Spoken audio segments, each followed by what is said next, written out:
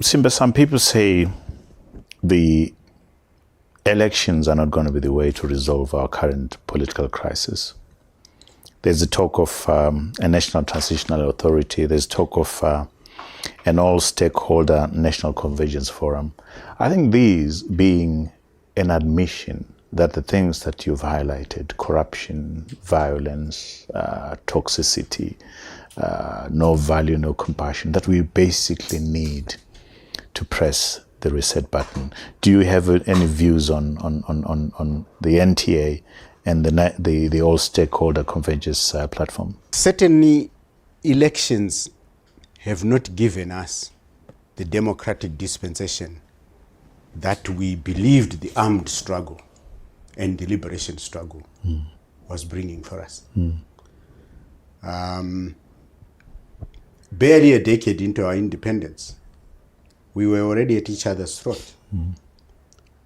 ZANU and ZAPU, ZANU and Zoom, ZANU and Forum, now ZANU and MDC. We've never had a normal political environment right from independence. So when you're searching for change, it's justified that when one route has failed, you must look for another route. And because of that, I understand why there are calls for a transitional national authority, there are calls for a national convergence platform, there are calls even for a Sabbath from politics. My take on this is, let's not really focus on, is it 7 years? But the concept is that let's take a break from toxic politics.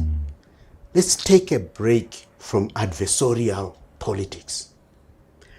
Let's come together and say we have this one country, all of us, and that it is our obligation together to rebuild it.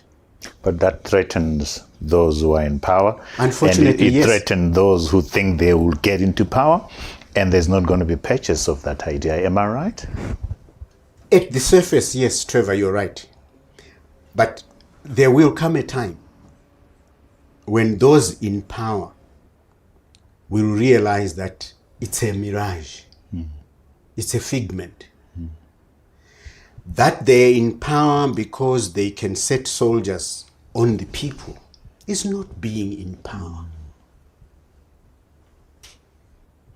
That you hold the chairmanship's office because you bought the voters who came to vote for the chairman is not being in the chair. They must realize that sooner or later. So, yes, I think... How much hope do you attach to that? Trevor, for as long as I can still breathe and there's air in my lungs, I live in hope and aspiration that we can make the change that we deserve. And that I will play my own small part, make my own small contribution in the making of that change.